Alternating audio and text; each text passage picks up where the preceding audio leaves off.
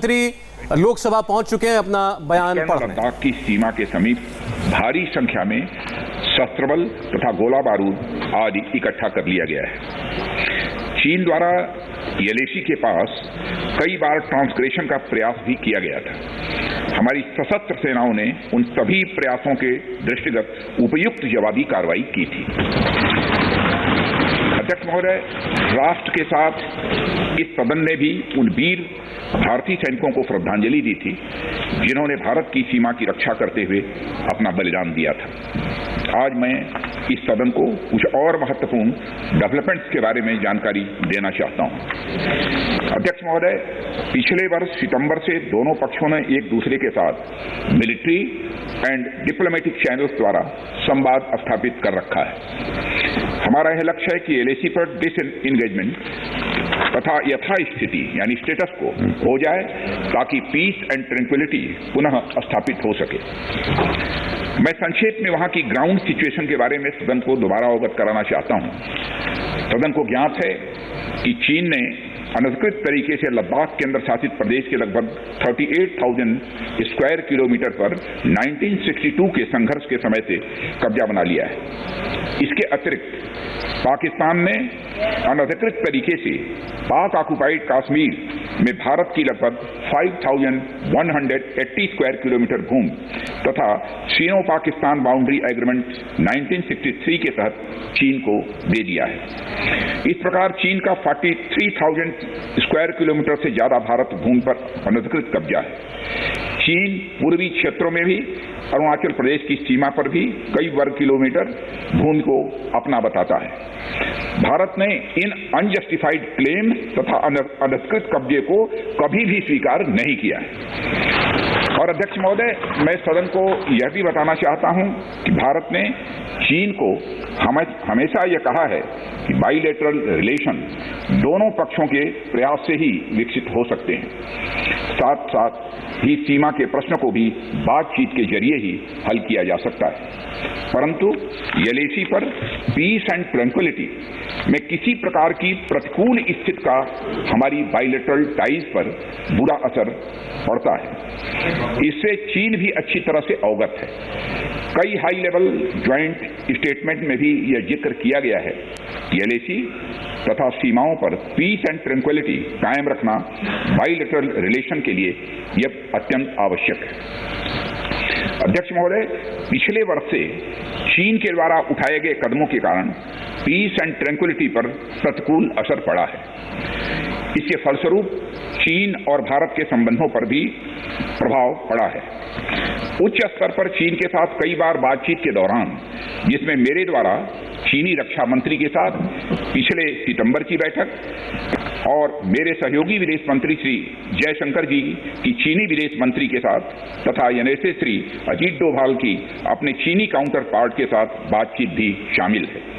हमने यह स्पष्ट कर दिया है कि यह अत्यंत आवश्यक है कि एलएसी के सभी फ्रिक्शन पॉइंट पर डिसएंगेजमेंट किया जाए ताकि पीस एंड ट्रैंक्विलिटी पुनः स्थापित हो सके।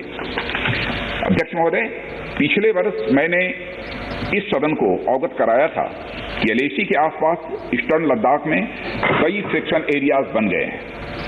चीन ने बड़ी संख्या में सेना एवं गोला बारूद भी एलएसी के आसपास तथा उसके पीछे अपने क्षेत्रों में इकट्ठा कर लिया है। हमारे सशस्त्र सेनाओं द्वारा भी भारत की सुरक्षा की दृष्टि से एडिक्वेट तथा इफेक्टिव काउंटर डिप्लॉयमेंट भी किए गए। मुझे ये बताते हुए अध्यक्ष महोदय गर्व की अनुभूति हो रही है कि भारतीय सेनाओं ने इन सभी चुनौतियों का डटकर सामना किया है तथा अपने शौर्य एवं बहादुरी का परिचय पैंगोंग त्सो के साउथ एवं नॉर्थ बैंक पर दिया। सामरिक दृष्टि से महत्वपूर्ण कई क्षेत्रों को चिन्हित कर हमारी सेनाएं कई पहाड़ियों के ऊपर तथा हमारे दृष्टिकोण से उपयुक्त अन्य क्षेत्रों पर मौजूद हैं। भारतीय सेनाएं अत्यंत बहादुरी से लद्दाख की ऊंची दुर्गम पहाड़ियों तथा कई मीटर बर्फ के बीच में भी सीमाओं की रक्षा करते हुए अडिग हैं और इसी कारण हमारा एज बना हुआ है। अध्यक्ष महोदय, और हमारी सेनाओं ने इस बात पर भी यह साबित करके दिखाया है कि भारत की संप्रभुता एवं अखंडता की रक्षा करने में वे सदैव हर चुनौती से लड़ने के लिए तत्पर हैं और अनवरत कर रहे हैं। अध्यक्ष महोदय, पिछले वर्ष में मिलिट्री एंड डिप्लोमेटिक स्तर पर चीन के साथ हमारा संवाद बना रहा है। इस बातचीत में हमने चीन को यह बताया है कि 3 सिद्धांतों के आधार पर इस समस्या का समाधान हम चाहते हैं। फर्स्ट, दोनों पक्षों द्वारा एलएसी को माना जाए और उसका आदर किया जाए। सेकंड, किसी भी पक्ष द्वारा यूनिलैटरली स्टेटस को बदलने का प्रयास नहीं किया जाए। थर्ड, सभी समझौतों का दोनों पक्षों द्वारा पूर्ण रूप से पालन किया जाए। ये 3 बातें उनके समक्ष रखी गई थी। फ्रिक्शन क्षेत्रों में डिसएंगेजमेंट के लिए भारत का यह मत है कि 2020 की फॉरवर्ड डिप्लॉयमेंट जो एक दूसरे के बहुत नजदीक है, वे दूर हो जाएं और दोनों सेनाएं वापस अपनी अपनी अस्थायी एवं मान्य चौकियों पर लौट जाएं। अध्यक्ष महोदय, बातचीत के लिए हमारी स्ट्रेटजी तथा अप्रोच माननीय प्रधानमंत्री जी के इस दिशा निर्देश पर आधारित है कि हम अपनी 1 इंच जमीन भी किसी और को नहीं लेने देंगे। हमारे दृढ़ संकल्प का ही यह फल है कि हम समझौते की स्थिति पर पहुंच गए हैं। इन दिशा निर्देशों के दृष्टिगत सितंबर 2020 से लगातार मिलिट्री एंड डिप्लोमेटिक लेवल पर दोनों पक्षों में कई बार बातचीत हुई है कि इस डिसएंगेजमेंट का म्यूचुअली एक्सेप्टेबल तरीका निकाला जाए। यह बातचीत हुई है। अभी तक सीनियर कमांडर्स के स्तर पर 9 राउंड्स की बात हो चुकी है। राजनयिक स्तर पर भी WMCC, जिसे working mechanism for consultation and coordination of India China border affairs कहते हैं, के तहत भी बैठकें होती रही।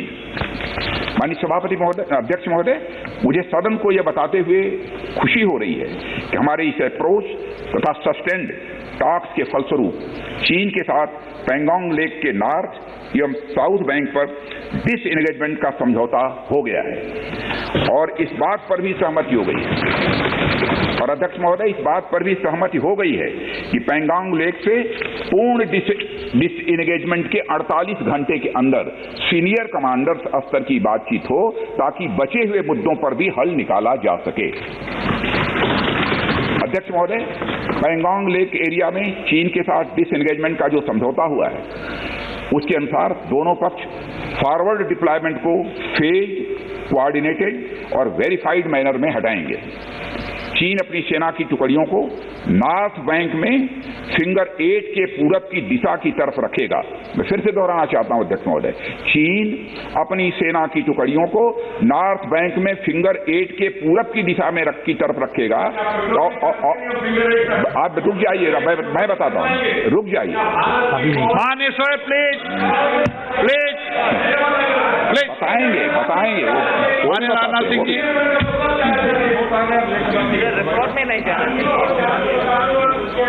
नॉर्थ बैंक में फिंगर 8 के पूरब की दिशा की तरफ रखेगा और इसी तरह भारत भी अपनी सेना की टुकड़ियों को फिंगर 3 के पास अपने permanent base Dhan Singh Rana post पर रखेगा। इसी तरह की कार्रवाई साउथ बैंक एरिया में भी दोनों पक्षों द्वारा की जाएगी।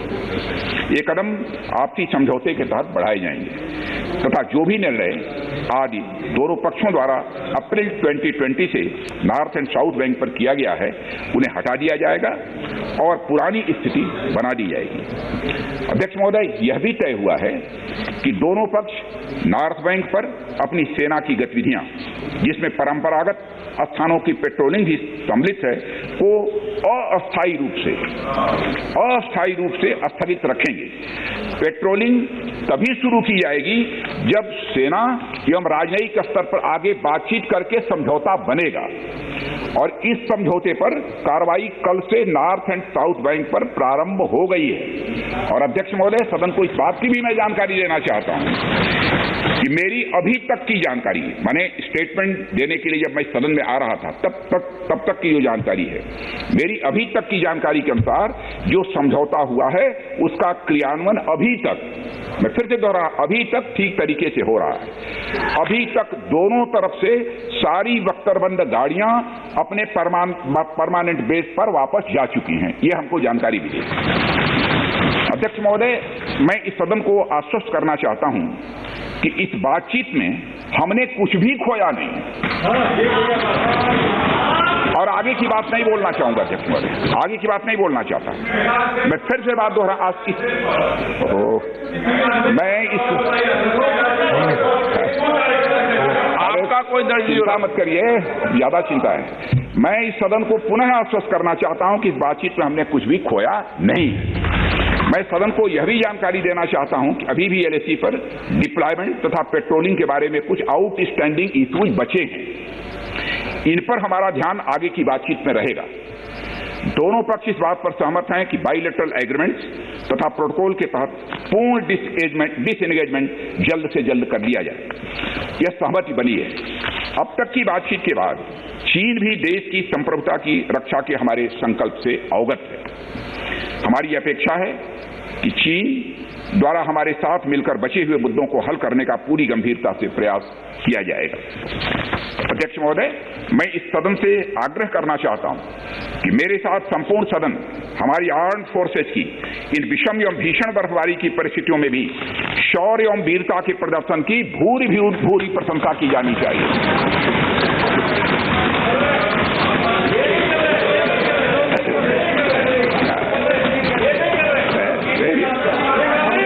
सभापति महोदय, मैं अध्यक्ष महोदय, मैं यह भी कहना चाहता हूं कि जिन शहीदों के शौर्य और पराक्रम की नींव पर डिसएंगेजमेंट आधारित है, उन्हें देश सदैव याद रखेगा। अध्यक्ष महोदय, मैं आश्वस्त हूं कि यह पूरा सदन, चाहे कोई भी किसी दल का क्यों न हो, देश की संप्रभुता, एकता, अखंडता और सुरक्षा के प्रश्न पर एक साथ खड़ा रहेगा और एक स्वर से समर्थन करता है कि यह संदेश केवल भारत की सीमा तक ही सीमित नहीं रहेगा, बल्कि पूरे विश्व तक जाएगा। अध्यक्ष महोदय, इन्हीं शब्दों के साथ आपको बहुत बहुत धन्यवाद अध्यक्ष महोदय। Item number 22 Shri Rajkumar Singh. Item number 20 Rajkumar Singh ji सुन रहे थे, जिन्होंने लोकसभा में ये जानकारी दी।